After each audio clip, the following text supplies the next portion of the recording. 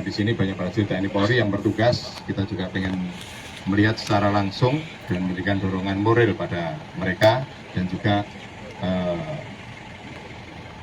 melihat bagaimana mereka bertugas dan tentunya kita juga belanja masalah bagi mereka apabila ada hal-hal yang perlu kita putuskan di dalam pelaksanaan tugas-tugas ke depan yang lebih baik ya, sehingga kita para pemimpin ya, kita mengajak para staf semuanya baik dari pejabat TNI, Polri dan dari Mabes Angkatan juga bersama-sama kita sehingga nanti apa-apa yang harus kita tindak lanjuti ke depan khususnya para prajurit yang bertugas di Papua ini dapat kita penuhi, dapat prajurit dapat meningkat moralnya sehingga dapat menjaga masyarakat Papua ini dan juga menjaga sarana prasarana yang pemerintah tetapkan dibangun di Papua ini dapat mendukung kelancaran semua pembangunan yang ditetapkan dari pusat dapat terlaksana dengan baik, aman, dan lancar sehingga dapat dinikmati oleh masyarakat Papua untuk maju ke depan dengan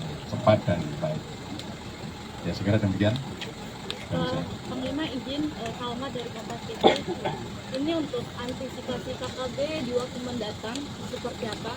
Mengingat tadi juga terjadi penembakan terhadap pesawat dan pembakaran gedung sekolah di Pegunungan Oksibil. Ya, saya sudah tekankan pada para prajurit dan Polri di lapangan juga harus tegas di samping humanis yang melaksanakan kegiatan pembinaan teritorial. Di samping itu mereka juga harus menjaga keamanan masyarakat dari gangguan KKB yang ada. Ya, makanya kami datang ke sini tadi untuk meyakinkan pada para prajurit juga harus di lapangan dan mereka bisa melaksanakan tugasnya dengan baik. Tentunya bisa menjaga tadi masyarakat, bisa membantu pemerintah daerah dalam menjalankan pemerintahan dan juga masyarakat dapat melaksanakan bermasyarakat berkeluarga dengan aman. Nah, tentunya dengan gangguan-gangguan yang ada, ya kita harus siap menghadapi dengan tegas. Ya, siap menghadapi dengan tegas karena memang ini operasi penegakan hukum. Dan tentunya kalau mereka tertangkap akan kita serahkan Polri untuk diproses hukum. Itu Jenderal. Ya. Sejauh ini kan sudah beberapa pemekaran provinsi, Komandan. Sudah sejauh mana kesiapan untuk pendirian Kodam dan juga Polda di beberapa provinsi baru? Kemudian seberapa besar personil yang dibutuhkan untuk mengisi semua provinsi yang baru, Komandan? Terima kasih. Nah, ini dengan kehadiran saya di sini beserta Kepala Staf Angkatan dan Kapolri ini itu. Ya, diantaranya juga itu. Jadi dengan pemekaran BOP yang ada nanti, kita akan susun markas apa saja yang harus berada di daerah, mulai dari mungkin Kodam, Korem, kemudian Kodim, Koramil, kemudian Pangkalan Angkatan Laut, Pangkalan Angkatan Udara. Ini sedang kita susun. Kemudian berapa kebutuhan personil, jadi tentunya saya akan rapat kepada Pangkop Belahan 3 dan juga Pangdam Cendrawasih dan besok dengan Pangdam Kasuari. Ya, tentunya masukan-masukan yang nantinya akan kita bawa di dalam perencanaan anggaran maupun perencanaan di tahun 2024 nanti. Karena tahun 2023 ini kan sudah berjalan. Nanti mana yang harus kita tindak lanjuti, mungkin menjadi Kodim persiapan ataupun Koramil persiapan, Korem persiapan nanti akan mana yang bisa kita tindak lanjuti di tahun 2003 dan nantinya 2024 sudah kita insert dengan pemerintah daerah berdiri tentunya markas-markas TNI sudah juga berdiri. Jenderal, masih ada satu Jenderal. Ini kan ada beberapa kabupaten yang menjadi lokasi daerah rawan ya. Nah, dan juga banyak TNI juga jadi korban akhir-akhir ini. Mungkin ada penambahan kayak pada daerah yang dianggap rawan itu dan juga ada tindak tegas dari Panglima sendiri kepada kelompok-kelompok itu mungkin.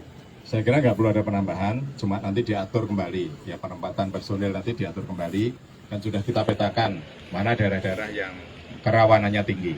Jadi, sehingga dengan pasukan yang ada dan pasukan organik yang ada ini saya kira cukup untuk mengatasi itu. Ya tinggal tadi ya dengan dorongan moral dari para pemimpinnya ini perlu pada prajurit yang di lapangan sehingga mereka mampu melaksanakan tugasnya sesuai dengan tugas pokok yang diemban mereka. Terima kasih Jenderal. Izin Pak Kapolri berkaitan dengan KKB sendiri, beberapa hari yang lalu WNI kita asal Papua juga ikut ditangkap di Filipina kalau tidak salah. Mungkin sejauh ini penanganannya seperti apa karena diduga keterlibatannya ada dengan KKB. Terima kasih.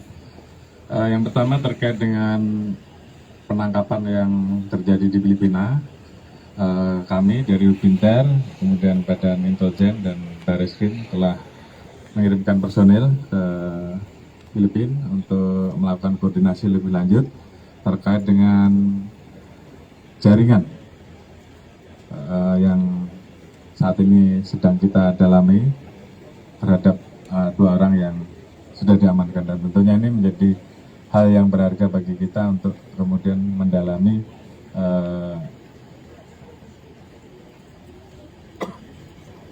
cara bertindak serta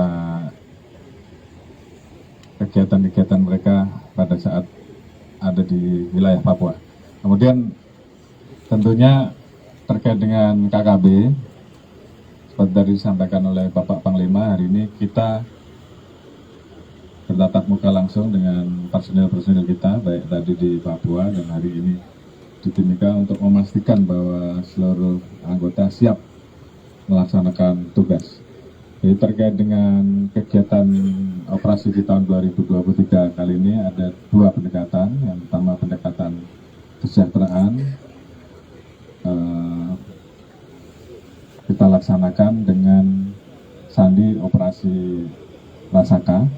Sementara pendekatan penegakan hukum khususnya terhadap kelompok kriminal bersenjata yang melakukan aksi, kita turunkan tim dengan sandi dan Kartens.